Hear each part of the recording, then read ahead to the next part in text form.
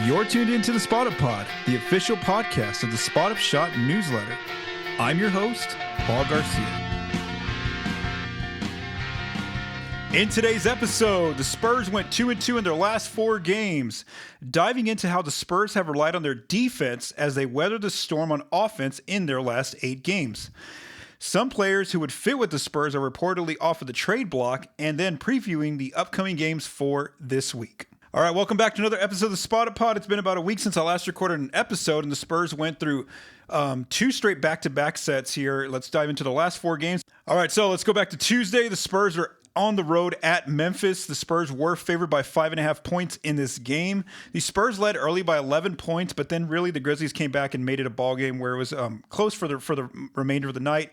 In crunch time, Cam Spencer came through with 2 clutch shots for Memphis to help the Grizzlies defeat the Spurs by 1 point in that narrow win for Memphis. It was a defensive game for both teams, with the offense really struggling for both sides. When looking at the math game, the Grizzlies won the 3-point line by 12 points. The Spurs did win the twos and free throw line by a combined 11 points, but overall it wasn't enough by just one that the Grizzlies won. And then the Spurs did struggle again from 3 in that game, shooting just 30% from outside. Regarding who was in and out of the game, the Spurs were again without Devin Vassell as he's on the injured list. Victor Wembanyama came off the bench in a minutes restriction. And then the Grizzlies were also without multiple rotation players. The top 3 players for this game, it was Cam Spencer ends up with 21 points, 8 rebounds, 8 assists for Memphis, starting in place of John Morant, who was on the injured list. Wemby, again, in his role off the bench, comes up with 30 points and 5 rebounds, also a block in just 21 minutes. And then Julian Champagnie had a strong game for San Antonio in the starting lineup with 23 points, goes 5 of 8 from outside, and adds 8 rebounds as well. So now let's go to Wednesday. The Spurs are traveling home back to San Antonio to host the Los Angeles Lakers on the second night of a back-to-back. The Spurs were favored, though, by 8.5 points. That both teams were on the second night of a back-to-back. This was a close game in the first half, but then the Spurs really gained some room from the Lakers in the second half, and they ended up pulling away in the fourth, winning by as many as 16 points. The Spurs had their best defensive game of the season in this contest, holding the Lakers to just 91 points, a season low for an opponent. The Spurs, again, were without Devin Vassell. Wemby came off the bench on a minutes restriction, and then the Lakers, though, were missing several key players as well. They were missing LeBron James, Austin Reeves, and Rui Hachimura. In the math game, the Spurs did win the 2-point battle by 22 points and the free throw line by 9 points, which was enough to comfortably win against the Lakers by 16 because the Lakers did win the 3-point line by 15. But again, it wasn't a big enough issue for the Spurs on this night. The Spurs, though, did shoot a season low 16% from 3-point land, but the Lakers weren't much better themselves, shooting just 23% from outside as well. The top 3 players in this game, it was Luka Doncic carrying the Lakers with 38 points, 10 rebounds, and 10 assists. Keldon Johnson had a very, very good night for the Spurs off the bench, matching a season high of 27 points on a very efficient shooting night, 11 of 13 from the floor, also added 6 rebounds. I wrote about Keldon, just looked at some tape from him in this game, but then also looked at his 6th Man of the Year candidacy. At that time, after this game, he was 3rd in the Vegas odds. And so I think that if the Spurs end up with a top 5 record out west, Keldon has a very, very good shot at winning 6th Man of the Year this year, as long as he keeps up the production that he has. Again, visit that piece over on the spotupshot.com. And then Stephon Castle had a strong game with 15 points, 5 rebounds, 4 assists, and 2 steals as well for San Antonio. All right, now let's go to the weekend games. So on Saturday, the Spurs are on the road at Boston playing the Celtics for the first time this season. Both teams were top 5 teams in each of their conferences. So the Spurs were a narrow 1.5 point favorite over the Celtics in this game. I do want to note that the Celtics were on the second night of a back-to-back. So basically, this is like I said, 2 top 5 teams in their conferences. It was a close battle throughout, almost very, very defensive type of game. Both offenses were struggling, but the Spurs, again, relied on their defense, held the Celtics to 95 points in this contest, and they got the win in crunch time by 5 points. Wemby comes up with 2 key clutch mid-range jumpers, first going to his right over Neemias Queta on a mid-range jumper. Then on the final jumper for him, he ends up going left against Baylor Shireman and makes that shot. And then also on defense, Julian Champagnie comes through with a clutch block on Derek White on a late 3-point attempt. So the Spurs, again, hold on to win in Boston by 5 points. Regarding the lineup, Devin Vassell was still out for this game. Wemby came off the bench on a minutes restriction. And then, of course, we know the Celtics have been without Jason Tatum this entire season.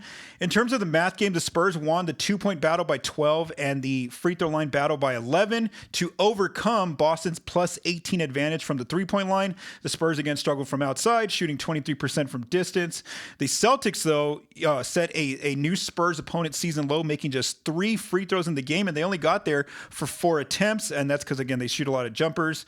And so the Spurs had a very good night on defense. The top 3 players from this game, former Spur Derek White ends up with 29 points, 9 rebounds, and 2 blocks and 2 steals to lead the Celtics. De'Aaron Fox ends up having a good night here with 21 points, 9 rebounds, 6 assists, shooting 8 of 10 on twos in this game. Again, his 3-point shot has not been there, as I've talked about and written about lately, but his 2-point shot has been pretty decent here. Shoots 8 of 10 on this night. And then Wemby, again, off the bench, ends up with 21 points, 6 rebounds, and 3 blocks for San Antonio. Then this is usually my theme. I think last time it wasn't, though, because the Spurs are at least coming off of that off a win last time. But anyway, the Spurs, it's my turn to record a podcast, and sure enough, they're coming off a loss in their most recent game. This just recently happened. So let's talk about the Wolves game on Sunday.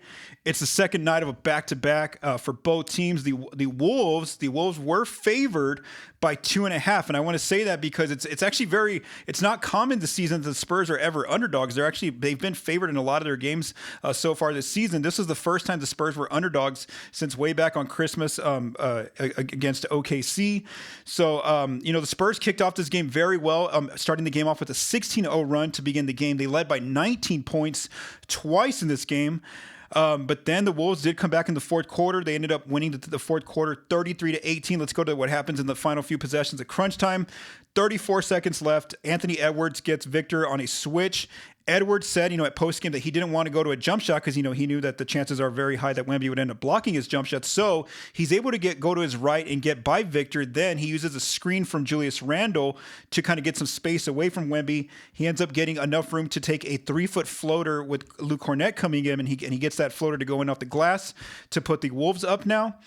With 17 seconds left. Then with 17 seconds, the Spurs have 3 chances to try to win this game, and they couldn't do it. So first, they start off going to the mid-range again with Victor. He ends up going to that foul line mid-range area, goes right against Julius Randle, who is he's not much taller than Baylor Shireman, but he has more size, so it's harder for physically Victor to push Randle out of the way and get space away from him like he did against Shireman. And so Wemby ends up missing that mid-range jumper. Then Luke Kornet has a chance at a tip-in. He ends up missing that one with Rudy Gobert right there under the rim.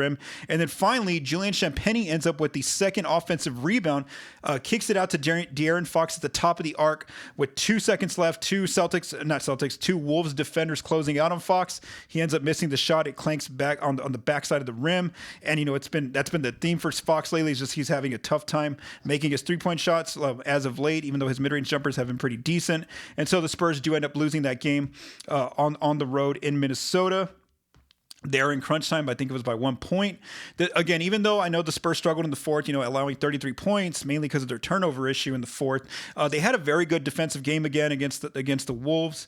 Regarding the rotation, there was no Devin Vassell out due to injury, and then Wemby did make his way back into the starting lineup for this contest. He was back in the starting lineup, though he was still on a minutes restriction, still played under 30 minutes.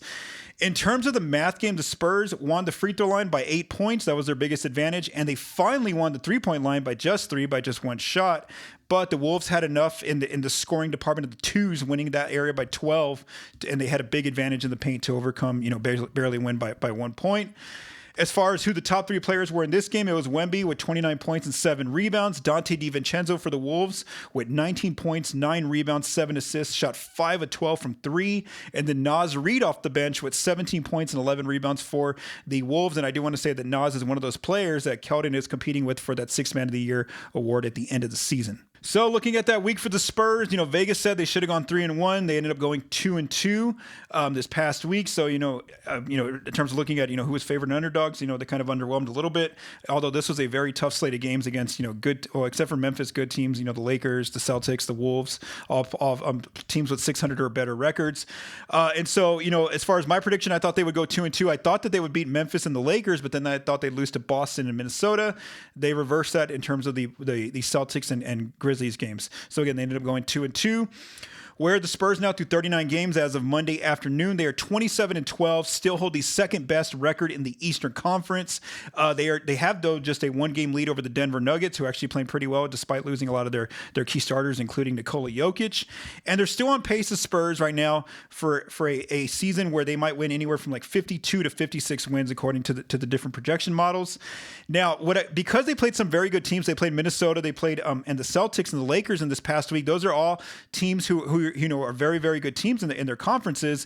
Where I wanted to update the Spurs' record when they play 600 and above teams, because again, these are the kind of teams they're going to see in the playoffs. And so the Spurs still have a very good record against some of these more elite teams in the league. They're 10-5 against 600 and above teams. Their only losses, those 5 losses, coming to Minnesota, who they've lost to twice.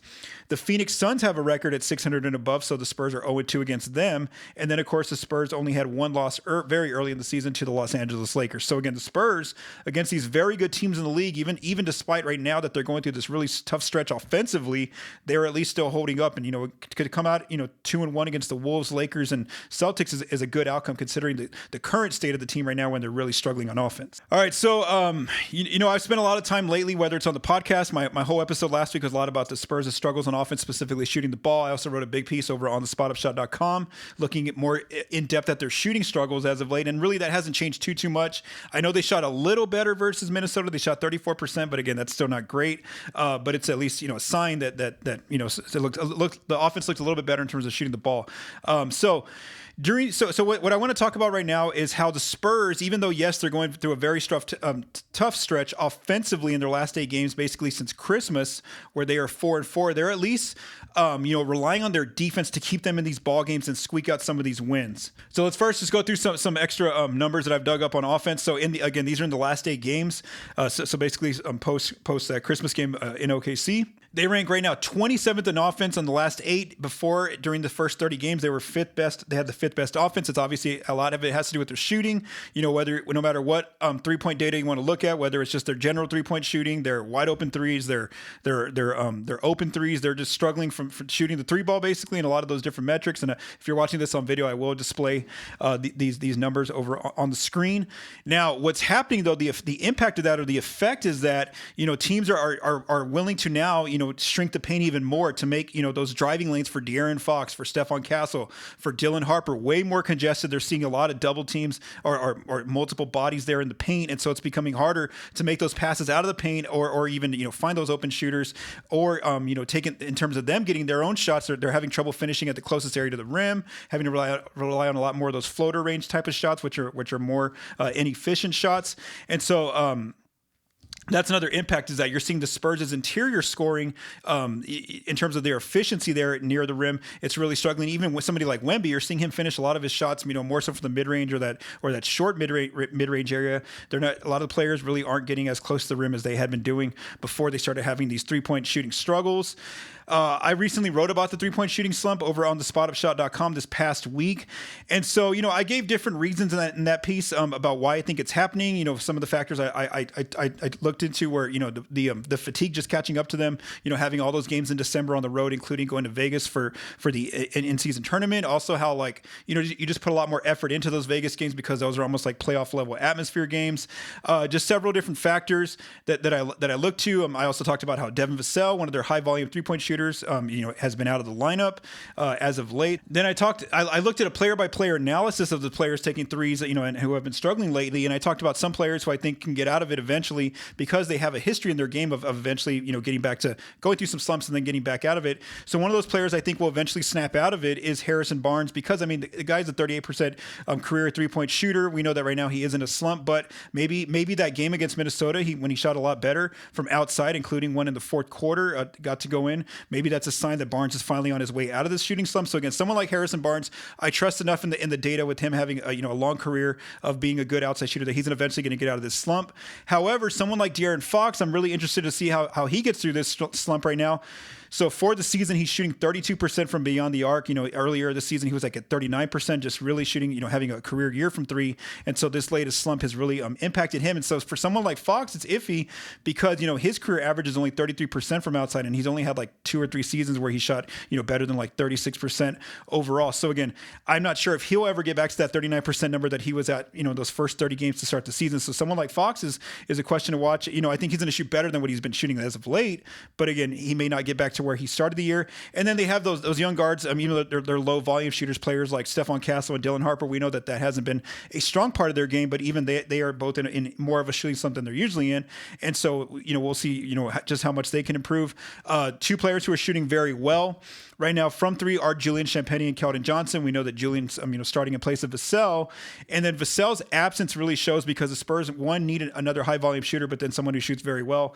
And so that is Vassell on the team. So eventually when he comes back, he should help as well with the 3-point shooting slump. Regarding their bigs, Wemby, of course, he's actually shooting kind of close to his average. So Victor's not too concerning with his 3-point volume or accuracy. And then Luke Cornett doesn't take any threes, which allows the help defender or the big to kind of drop back and, protect the paint even more again, clog those lanes for Fox, Harper, and Stephon Castle. So again, I think that some of these players, they'll eventually get out of this shooting slump, but I don't know if the team's ever going to get back to where they were in the first 30 games of shooting at least, over 36% from 3. I don't know if maybe that was just an early season indicator where maybe they were just shooting really well, and maybe now they may fall to like 34, 35% whenever the numbers get back up just a little bit. But as I mentioned, as the Spurs have been going through this shooting slump or these offensive struggles, the one thing they've been able to rely on to get some of these wins to go 4-4 in their last 8 games is their defense. I mean, their defense is really popping right now in these last 8 games right now. Just looking at some of the numbers, they have the second best defense during these last 8 games. They're before the 30-game mark, they were the 5th best defense. A lot of highlights for them on defense. Opponents were struggling to score against them from 2 and 3. When you combine the effective field goal percentage, opponents really struggle to get to the foul line. As I noted against the Celtics, they're not giving up a lot of offensive rebounds. I know there's select games where they look like they're really struggling on the offensive glass, and those are very select opponents. But overall, they have the best opponent offensive rebound percentage in the league. And then opponents struggle to get second chance points. One thing we've really seen with having Wemby and Cornett there now, whether Victor starting or coming off the bench, or Luke starting or coming off the bench, and then they play some French vanilla lineups as well, is that opponents really aren't making a lot of shots or getting a lot of shots near the rim right at that closest point, where the Spurs have moved from 12th at the 30-game mark of the season to 3rd in opponent makes from that restricted area. The accuracy has gone down a little bit though, but again the attempts have really dropped. And so just a lot of different numbers here pointing to the defense, really excelling right now in these last 8 games, which has helped them navigate through these struggles on offense right now. I will note that one of the areas to watch though is that the 3-point attempts, the volume of the opponents has gone up, and so have the makes, but the accuracy hasn't. It's kind of been where it's been at for most of the season. So again, that's just kind of something to watch, and I think that's a lot of Wemby and Cornett being on the floor, because now those 2 players like to play a lot of drop defense to protect the paint, and so maybe that's why opponents are seeing more of those arc 3 opportunities against the Spurs' defense. So yeah, basically, what the Spurs are in these grinded out kind of games lately, really struggling, these physical kind of games. And so what they're doing is they're making their opponent kind of get into these kind of ball games with them. And so basically it's just about, who ends up excelling there in crunch time at the end of the night. The only 3 games where they really kind of struggled on defense were against the Jazz, the New York Knicks, and the Blazers. But other than that, these other 5 games on defense, they've really been excelling. All right, for our third topic, let's go through some news and notes. Let's first begin with 2 players who had their contracts guaranteed. That was Bismack Biyombo and Lindy Waters III. They were both on non-guaranteed deals up until Saturday, January 10th. And now that date has passed, which means both players will receive their contracts fully guaranteed at $2.3 million, where they'll have a veteran minimum cap hit on the Spurs' books. The Spurs do have a full roster with 15 players on standard contracts and 3 players on two-way contracts, and they are also $13.7 million under the hard cap. So what this means for the trade deadline that's approaching on February 5th here is that if the Spurs make a move, they have to make sure that the move is either like player for player, where they're not taking additional players than the amount of spots they have open, because they don't have any open spots right now, or they would need to waive someone first before bringing in extra players if they don't have enough roster space. Also, regarding trades, they can never cross that hard first apron hard cap, where again right now at the moment they are $13.7 million under that hard cap. So if they execute a trade, they have to make sure that they never cross that first apron hard cap line. So right now, through 39 games, my opinion, and I'm working on a piece right now where I'm looking at some players who would be good trade fits for the Spurs as I did last season. But right now, I do think that maybe they'll look at like an extra shooter, more of a rotation player off the bench, as a safety player in case, someone else goes through more of a shooting slump. I don't think they're going to be aggressive at this moment for, a high volume shooter or someone, with the big contract, just because of, where they're at right now, second in the West. But I will say, if this shooting slump continues, again, it's been 8 games now. If we get to like 15 games, in a week or two, and they're still struggling, bottom of the league in 3-point shooting, and still multiple players are struggling, then I do think that they might have to start looking at pursuing someone, who's more of a high volume shooter, but maybe someone who's in the starting lineup. And so, I'm putting a piece together, looking at some trade fit pieces for the Spurs. But again, right now, I think that they'll just kind of look at some players off the bench, kind of to target right now. But if they continue to struggle from 3, I think that that's going to definitely be something they have to be more aggressive in pursuing. Speaking of the trade deadline, I'm also working on a piece regarding, Jeremy Sochan's status with the team, with the trade deadline approaching, because obviously we know that for most of the season, Sochan has been out of the rotation, and we know that he has a chance to be a restricted free agent this coming off season. The Spurs didn't extend him back in October. So again, maybe he looks like a player who could be a trade candidate for the Spurs. And so again, I am working on a piece about Sochan, but I want to mention that he did get some minutes in the lineup recently where the Spurs really needed defense, against the Memphis Grizzlies. So he got a lot of minutes there, really helped change the tone of the game with his defense. And then he also got some minutes on defense against the Lakers, not so much against the Celtics and the Wolves, but again, Sochan's kind of seen his got some minutes. And again, for his trade value, that would help for other teams to see him out on the floor, see what he can do defensively. And obviously he showed in that game against the Grizzlies that he's still very capable of being one of the better on-ball defenders.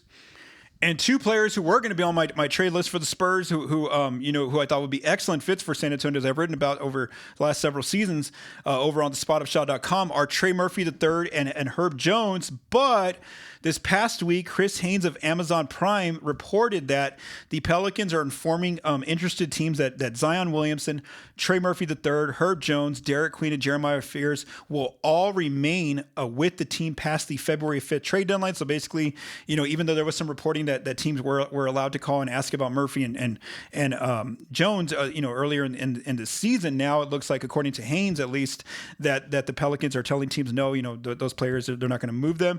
And so again, the Spurs reportedly had interest in Murphy before the season began. There was a report that came out, and I had written about that over on the spotofshot.com. Obviously, I thought he'd be an excellent fit for the Spurs, especially what they need right now. But again, right now, as of what am I recording this? January 12th, it looks like the stance for the Pelicans is that they are not going to trade Murphy or Jones or any of the other 3 players I mentioned.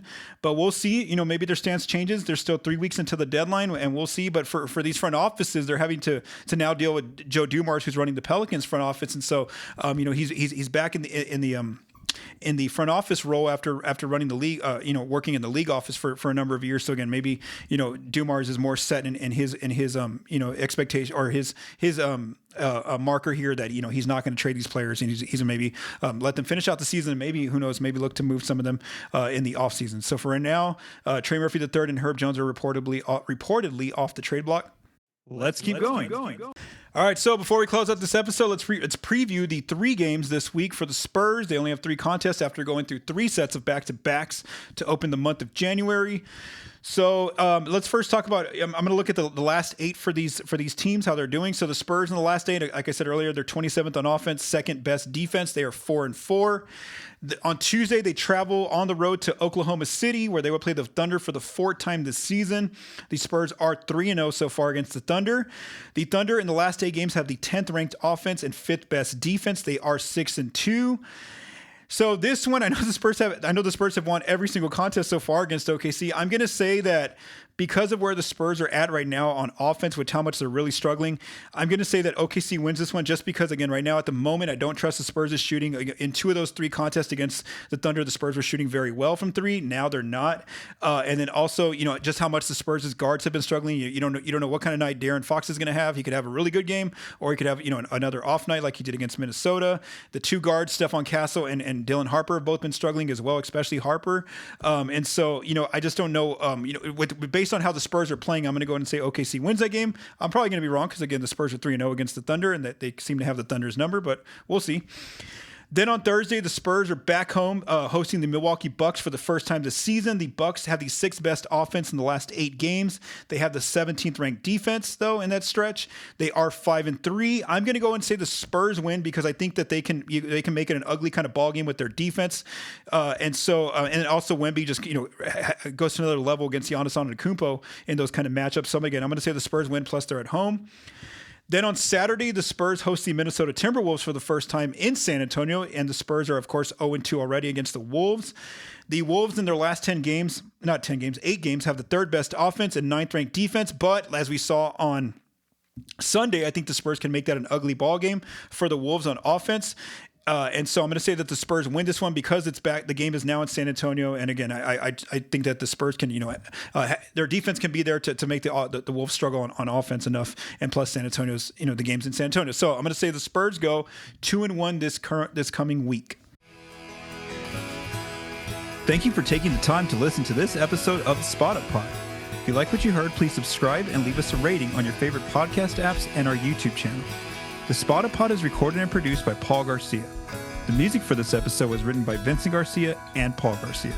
Thank you for listening and have a great day.